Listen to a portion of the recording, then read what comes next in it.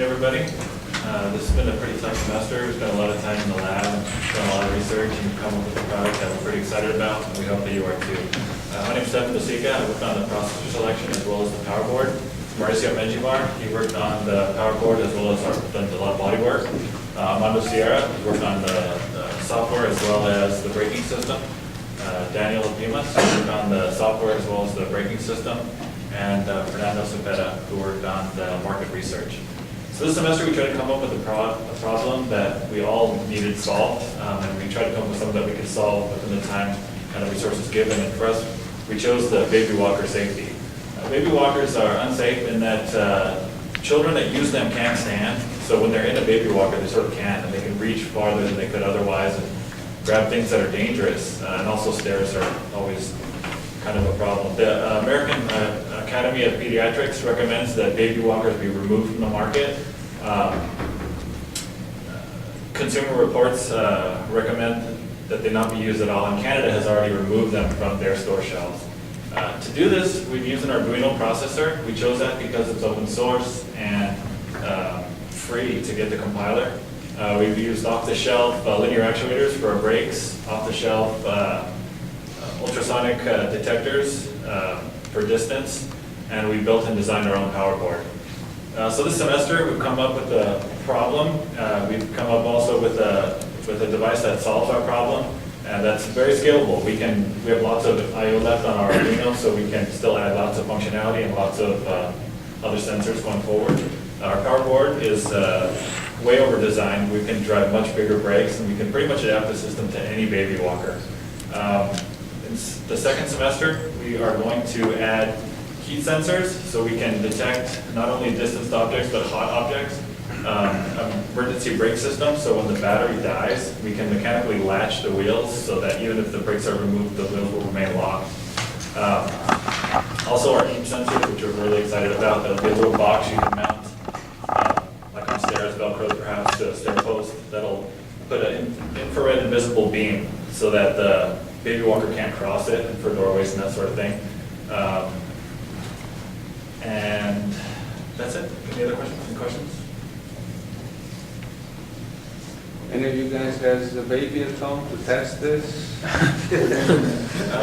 We have some family members with young kids, and we talk to a lot of them about what they would like and what would be useful. And so they gave us a lot of input to how we did what we did. You know, what medical conditions that would infants or babies have that would require them to have extra exercise in their legs?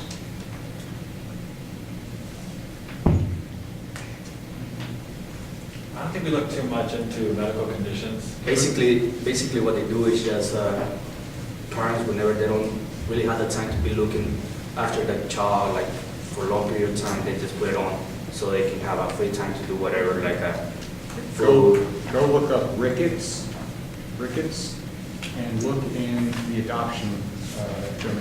Because basically children that are infants in adoption do not get much movement in their legs, and the large majority of infants that are up for adoption have rickets, which means that they have very poor leg movement. So a walker like this would be extremely beneficial for them, and adoptive parents would be very much interested in this working.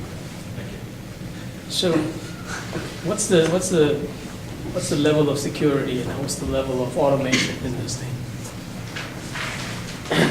Well, for what we have for semester one, the level it works, and we can get within 12 inches of pretty much any object. It senses the object, it locks the wheels no longer, it won't move. We have it set up so that it'll unlock one side so that they can sort of swivel and clears the fail, and then it can move away. But in terms of your question, I'm not sure I understand completely. So, this is like the first semester, so Right. you still need to find out what level of security, 1 through 5 or 1 through 10, and how automated 1 through 10 do you want this to be. I didn't catch any of that, from this presentation. So. Work on that. Any questions? Tommy first. It's almost, what sort of user manual do you have for the baby? I mean, but seriously though, here's a little baby, and he jumps on the contraption here, and is it self-explanatory, or, I mean, sort of controls, I mean, I guess there are no controls. There are no control, well, they're just on and off switch.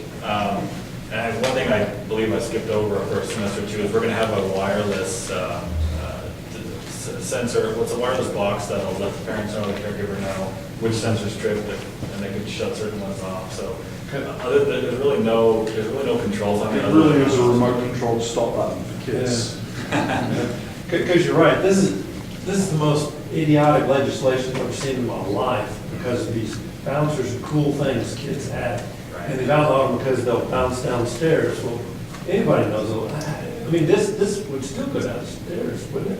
Well, with our infrared invisible barrier, the little box we're going to put in the second semester, it'll put a beam basically that it can't cross. So parents can put these at doorways, at stairways, at anywhere they want, and then it'll lock out the continued motion towards that direction.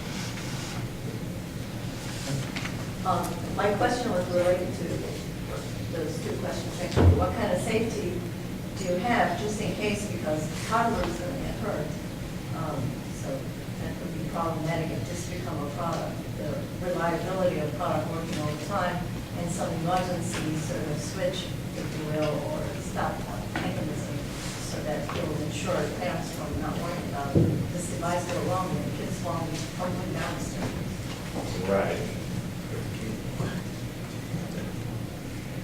You could just put a label on it, do not use this upstairs. I mean, you know. Right. All right, I give you at least a suggestion. Are you going to do some field testing? We intend to, yeah, like I said, the kids that we have in our families are going to jump in. Let me give you a Keep our better fingers crossed that nothing horrible happens. Let me give you a better suggestion. Go talk to the Collier Center. They, right across the street from UT Southwestern Collier Center, obviously to UTD. They have roughly about 250 children that are in their daycare facility all year round. And they have basically an old school that they end up using part of their daycare center. So they have an enormous facility, and you'll find lots of folks there that can give you really good feedback, and you'll have lots and lots of motivated kids to go in. If you build two, they can play bum cards. Your indemnity policy will cover them doing that? Well, it's with me, it's UTD, so, you know, at least if you talk to UTD people, you know, it's mostly faculty and staff and employees and have their kids there. And so, Oh, I see. and I can tell you at least there's one faculty member from EE that is planning on having his child there, so. Okay. Would they need some kind of internal review board approval for experiments with? I'll have to talk to them just for, all right, we're gonna have to stop at this point, but thank you very much.